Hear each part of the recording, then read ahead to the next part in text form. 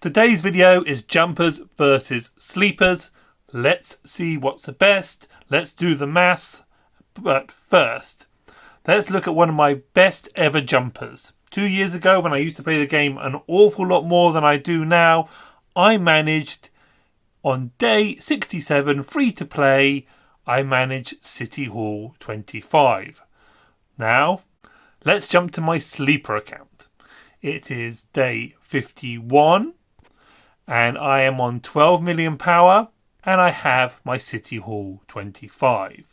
So, a huge jump forward, almost to have beaten my record by 15 days is pretty impressive, even for me.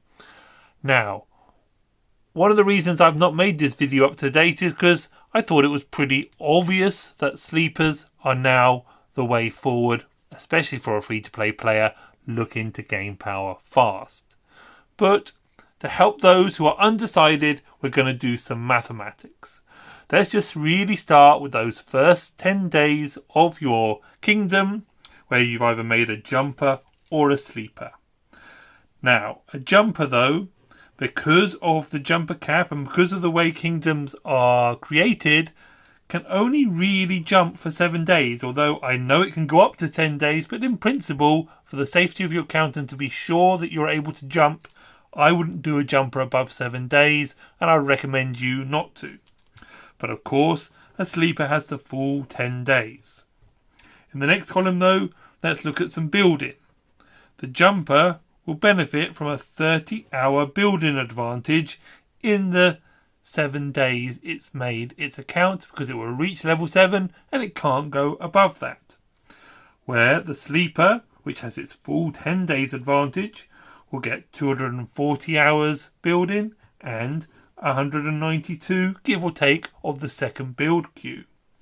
If we move to science, the jumper in the first 7 days will only actually use about 40 hours of that jumper queue, where of course the sleeper will use 240 hours. If we move to training, we have 4 training queues, the infantry, archers, cavalry and siege.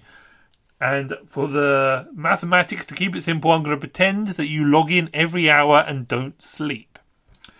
So for the 7 days, the jumper will get 672 hours worth of training. It won't really, because you sleep. And for the 10-day advantage of the sleeper, you'll get 960 hours. So let's bring up the totals now. So jumpers, 742 hours. But sleepers, 1632 hours. So, a 30-day advantage versus a 68-day advantage. And I haven't even started to do the other things. I haven't even mentioned the events or the other things that are different. But if you're still in doubt that sleeping is better, you need to realise that in the sleeper account you get altars 2 times, pass 1s 2 times, where on the jumper you simply get the sanctums 2 times. On the sleeper, you can, of course, you will have a much larger army, which will give you progress in the expedition. You will also have much more time to do your Sunset Canyon, which is another 3 days reward of Sunset Canyon, another 3 days of reward of Expedition, plus more progress because you've got more march capacity, because you can go to tier 2 where the jumper is stuck at tier 1. You'll get far more progress. You'll also gather far more because you will have more troops and you will have larger troop capacity.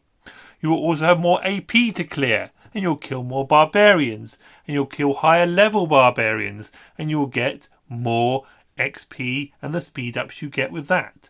You will also progress your expedition more because you will be able to advance your research more. You will also get more from the courier station because you will have more resources to spend because of your more higher gathering capacity. You will also have about 12 more courier stations for those chances to buy more. If you're able to get into a top alliance, the rewards start to go absolutely crazy. But even if you don't get into the top alliance as a sleeper after the sleep is complete, the chances of you not getting into the top alliance with your huge 10-day advantage and your extra 38 days speed ups alone from the initial build up of your account, you will definitely get into the main alliance. Possibly push out somebody that was a jumper. You will also have ginormous advantage that you'll be able to rush the blacksmiths a lot quicker. And every day of the blacksmith is worth more than 1,000 gems worth of materials, which will give you a far greater advantage. You'll also change how your daily objectives chest will also be better, because the higher your city hall, the more you get from it, the more epic heads you get from it. You'll also be able to do some of the events twice, such as the first Tribes Fort event, which is then, instead of 20 epic heads, you'll get 40 epic heads. You'll also be able to do Game of Power twice, some more legendary heads. Really, there's no real case for the jumper unless you are particularly interested in supporting somebody that you think would be a fantastic king, and you really want to see them take hold of the kingdom. Perhaps you've had dictators in the past, or you've had a bad time. I can completely understand that you want to get your man in charge of the kingdom, and a jumper will help you do that. But also keep in mind though, you could always, if you're not going to rush tier 4, you could also be a sleeper, drop in day 10 and still be there to support them. The fact that if you're not rushing tier 4, a free-to-play player isn't going to be a huge amount of use if there is an early civil war. That will be decided by those that have tier 4. So, I can't really put it any other way. There is no doubt that Sleeper is better, will make your account stronger, will give you more progress, will make it easier for you to get into the top alliance.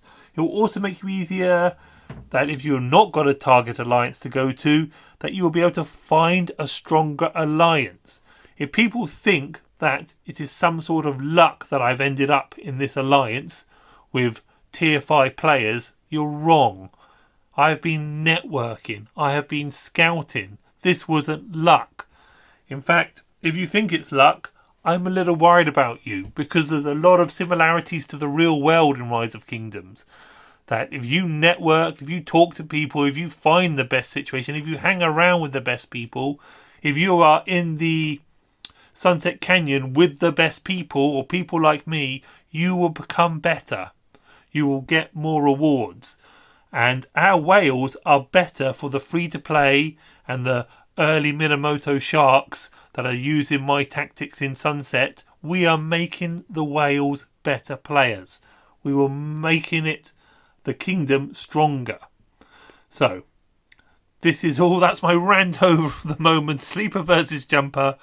I don't think there's a contest, but though I do understand those that want to capture a kingdom, especially if there's somebody you know would be a brilliant king, then Jumper is great, but you could possibly help them just as much landing day 10 and supporting them that way. And of course, getting the double Walters doesn't hurt. So that's all for this video, just a short one. Thanks for watching.